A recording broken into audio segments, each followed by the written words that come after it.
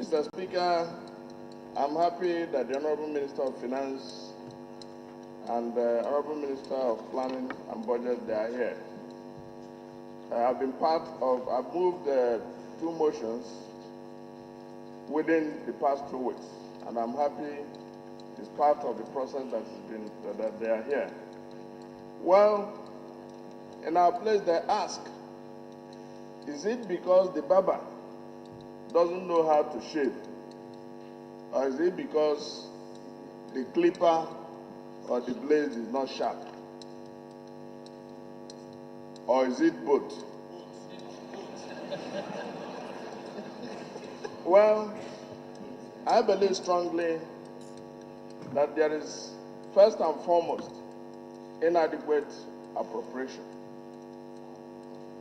No appropriation. As a matter of fact, what was required as of 2016 was 91 billion.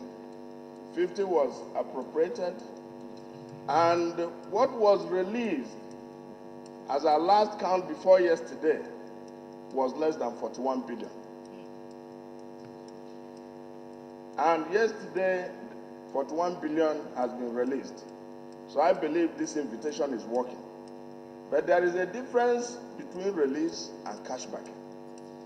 When will this be cashbacked, Honorable Minister? 2 is that His Excellency, the Deputy Speaker, said that it is important that the executive or any concerned person in Nigeria approaches the legislature when issues that border on concerns with regard to our laws, are on the table.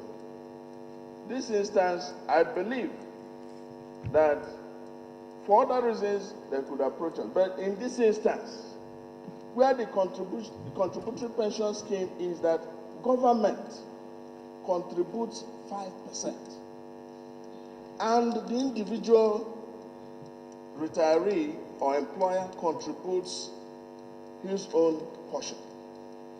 We are not going to amend the law for government to do its job. It is not part of our process. We are calling government to contribute its own so that the process of activation of the contributory pension is done as somebody goes out of service. So it's merely asking you to do your job. It is not a matter of amending the law. And I'm happy that the Minister of Budget and Planning and Minister of Finance has said that this is an issue that is about persons. It's about retirees. It's not a matter of project. I do not see why in this republic we should be treating issues with regard to emoluments of persons, whether pension or salary, as a project. We are treating it as if it's a capital project you release at any time. You release it at its when due, monthly. You should have first line charge. We don't have to wait 2017 to release 41 billion that is due in 2016. That's not how it's done. So, yeah, the appropriation for 2016 was done. Order, please. And we are members, please. Honorable members, listen in silence, please. Please. Now, I think it's wrong for anybody to say that we are passing the buck, but it is a fact that we inherited a problem. That's a fact. It can't be disputed and it cannot be denied. Part of the money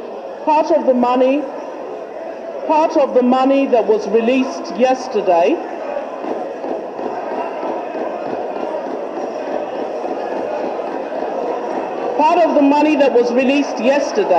relates to 2014. We're in 2017.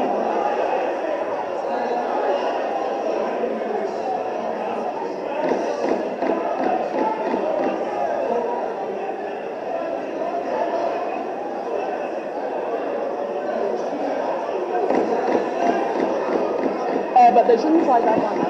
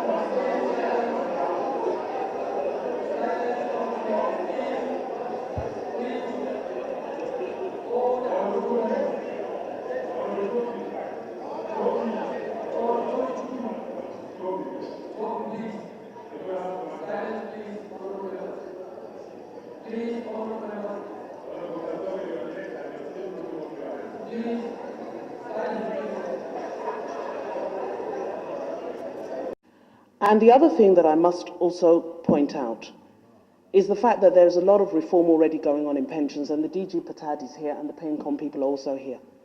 The days of where verification was done in Abuja, where thousands of pensioners came to queue in the hot sun, is a thing of the past. They do mobile verification in each local government. And for those who are bedridden or unable to come, they actually go and visit them in their houses. So those are reforms. The DG Patad is already working.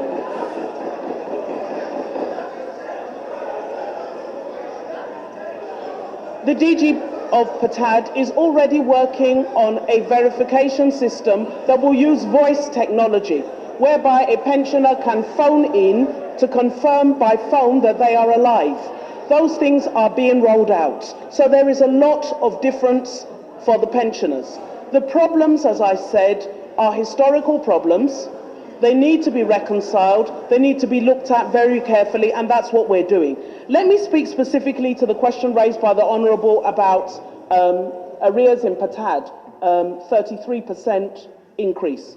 And as you'll remember, this increase was from 2010, but no appropriation was made until 2014, if you recall. So those arrears actually, again, if I say it's from the past, I'll be shouted down, but it's from not this period. And as we speak now, it's yet to be resolved. So those arrears are still there. Some have been paid, but those arrears are still there. But there are other issues. There are issues which Patad has made significant progress in bringing out some of the assets that related to some of the companies that were sold, like PHCN and so on and so forth. They had assets in their pension fund. She's been going around retrieving those assets, bringing them back from the insurance companies and various asset managers that held them, so that we can actually get this money to those who are entitled to it. So I repeat what I said, that, you know, this is not a money issue. We're all going to grow old one day. And so we must take the issue of pensions very seriously, and this government does. We released 42 billion yesterday, not because of this invitation, but because we have been waiting to accumulate sufficient funding. What we had heard from PENCOM was that they didn't want us to continue to pay 2017 when people from 2014 had not been paid. And therefore we sat with them and said, bring all the arrears, everything that has been appropriated in the past, whether for this sitting or previous sittings, gather everything and let's pay those ones first, so that those who have been waiting the longest can be paid quickly. We have paid 17. We have paid up till March 2017, but this was an issue of arrears and we needed to clear it. And we took a decision with the President. Do we allocate this money to further capital projects, or do we take the issue of pensioners? And the decision was taken that we must clear this historical issue, and that's what we've done. The other issue is about whether releases are cash-backed. And